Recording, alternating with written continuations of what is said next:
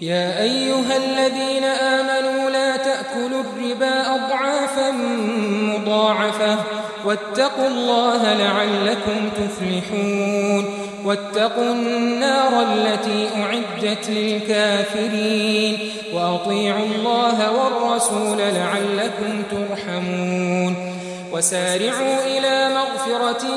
من ربكم وجنة عرضها السماوات والأرض أعدت للمتقين الذين ينفقون في السراء والضراء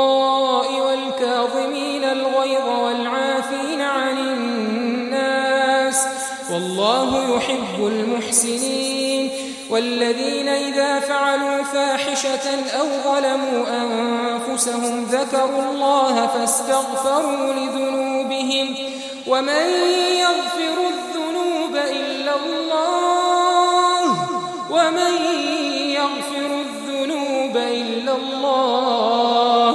ولم يصروا على ما فعلوا وهم يعلمون أولئك جزاؤهم مغفرة من ربهم وجنات تجري من تحتها الأنهار خالدين فيها ونعم أجر العاملين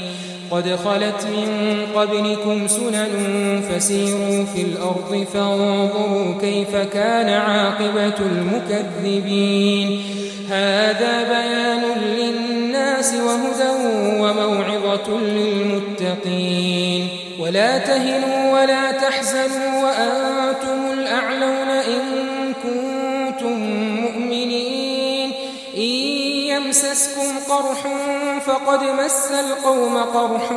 مثله وتلك الأيام نداولها بين الناس وليعلم الله الذين آمنوا ويتخذ منكم شهداء والله لا يحب الظالمين وليمحص الله الذين آمنوا ويمحق الكافرين أم حسبتم أن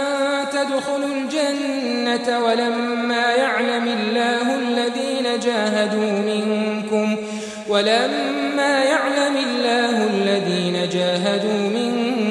ويعلم الصابرين ولقد كنتم تمنون الموت من قبل أن تلقوه فقد رأيتموه وأنتم تنظرون